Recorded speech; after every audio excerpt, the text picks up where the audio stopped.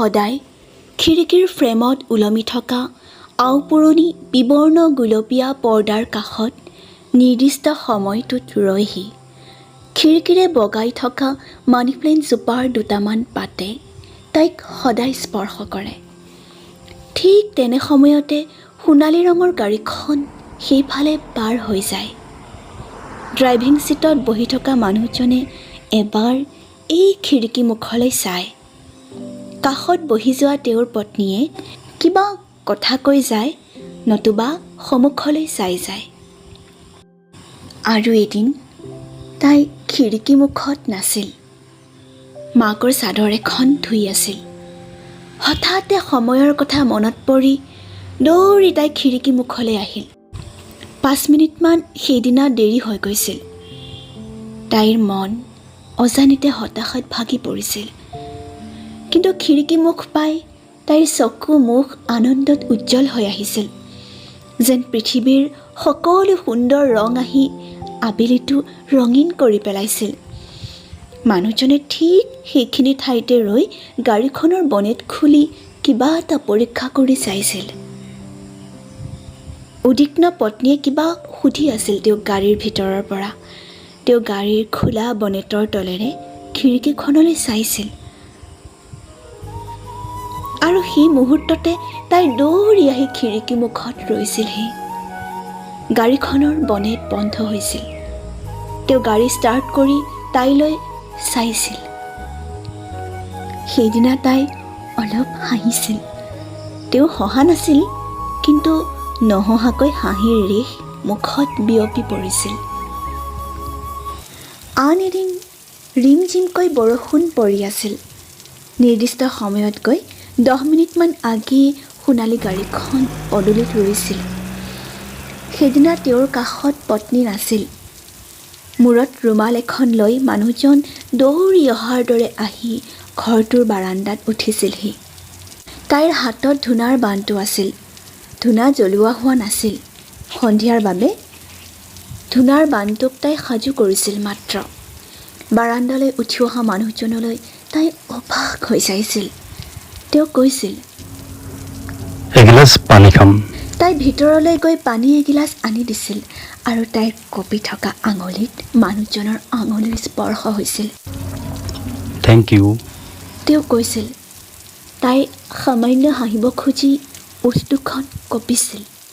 মানুহজনে হঠাতে বাৰাণ্ডাত থিয় হৈ থাকিয়েই বাহিৰলৈ হাত মেলি বৰষুণৰ টোপালবোৰ হাতৰ তলুৱাত লৈছিল।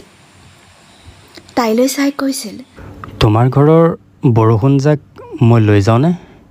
তাই মূৰ দুপিয়াইছিল। মানুহজন আকৌ প্ৰায় দৌৰি গৈ গাড়ীখনত উঠি ষ্টাৰ্ট দিছিল। মাক ওলাই আহি সুধিছিল, কোন আহিছিল? তাই সোঁৱে বাওঁৱে মূৰ জোকাৰিছিল, অৰ্থাৎ তাই চিনি নাপায়। সেইদিনাৰ পৰাই তাই চকুত প্ৰথম কাজল সানিছিল। তাই আইনাৰ কাষত ৰৈ চুলি মেলিছিল। তাইৰ দৰিদ্ৰতাক মৰ্যাদা দিয়া মানুহজনৰ বাবে সদায় খিৰিকীখন খুলি ৰাখিছিল। তাইৰ মাক ৰোগীয়া হৈছিল। আগৰ দৰে তাঁতশালৰ কামো কৰিব নোৱাৰিছিল। মাকৰ শুশ্ৰূষাৰ বাবে তাইৰ হাতত ফুটাকৰি এটাও নাছিল।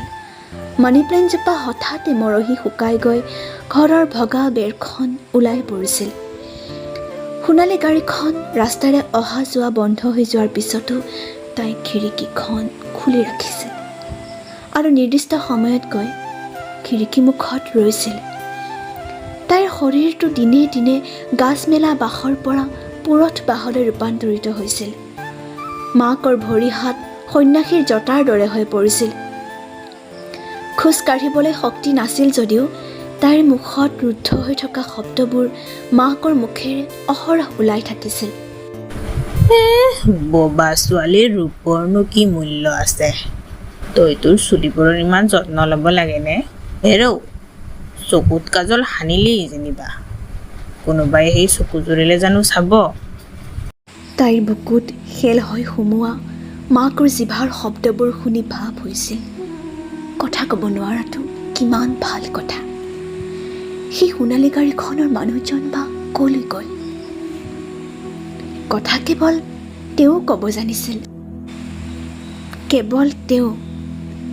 মাকৰ দৰে তাই তাঁত বৈ সপোন ৰচিছিল। ঘৰৰ পুৰণি টিনপাতৰ ছালখন ফুটা হৈ ঘৰৰ ভিতৰত পানী পৰিছিল। বাহিৰৰ বৰষুণ ভিতৰত সোমোৱাৰ দৰেই এদিন আন এজন মাকৰ দূৰ সম্পৰ্কীয় আত্মীয় মানুহ আহিছিল। প্ৰথমে তেওঁ সিহঁতলৈ মোনা ভৰাই চাউল, দাইল, মাছ, পাচলি আনিছিল। স্বয়ম্ভু দয়ালু মানুহজন আহি প্ৰায়ে সিহঁতৰ ঘৰত থাকি কামলৈ ওলাই গৈছিল। এদিন বাৰিষাৰ ৰাতি তাইৰ শৰীৰক আন এটা সবল শৰীৰে চেপি ধৰিছিল। তাই সদায় দেখি বিশ্বাস কৰা আত্মীয় মানুহজনৰ শৰীৰৰ উন্মাদনা, উত্তেজনাবোৰ তাইৰ জৰায়ুত সঞ্চিত হৈছিল। লাহে লাহে জেঠ মাহৰ কঁঠালৰ দৰে তাইৰ পেটটো ফুলি আহিছিল। মানুহজন হঠাৎ এদিন নোহোৱা হৈছিল। বনজুইৰ দৰে খবৰটো বিয়পিছিল। চহৰৰ প্ৰান্তত থকা ঘৰটো অশ্লীল শব্দত থৰ থৰকৈ কঁপিছিল। মাকৰ মৃত্যু হৈছিল কথাবোৰৰ শব্দত। এদিন তাইৰ শৰীৰৰ ভিতৰৰ শৰীৰটো পৃথিৱীৰ পোহৰ নেদেখাকৈ মৃত্যু হৈছিল।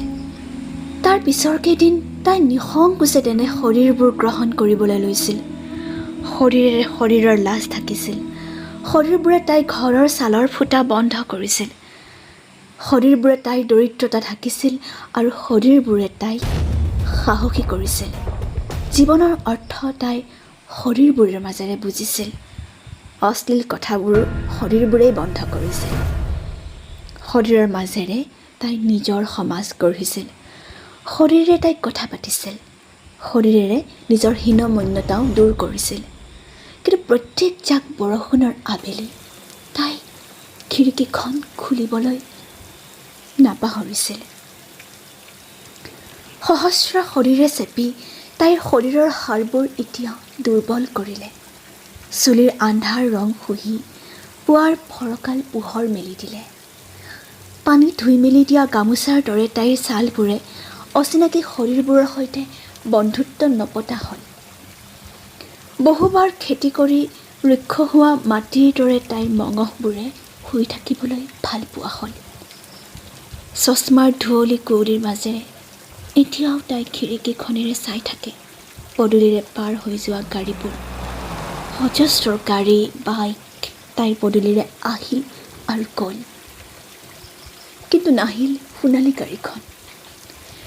তাইৰ ঘৰৰ বৰষুণ হাতৰ তলুৱাত লৈ যোৱা মানুহজনৰ বাবে অপেক্ষা। কেৱল তেওঁৰ বাবে খোলা খিৰিকীখন। কেৱল তেওঁৰ বাবে সঞ্চিত অনুৰাগৰ ৰাগীত তাইৰ ওচৰলৈ অহা মানুহবোৰ অচিনাকি পথৰ পথিক হৈ থাকিল। কুমাৰী হৃদয়ৰ নিবিড় কোঠালিত তাই আবদ্ধ হৈ থাকিল আজীৱন। বৰষুণ হাতৰ মুঠিত লৈ যোৱা মানুহজনৰ সৈতে। তাইৰ শূন্যতা আৰু নিঃসংগ মুহূৰ্ত সকলো সময়তে ভৰাই ৰখা মানুহজন তাইৰ মনৰ প্ৰথম আৰু অন্তিম পুৰুষ। আৰু বাকীবোৰ কাপুৰুষ।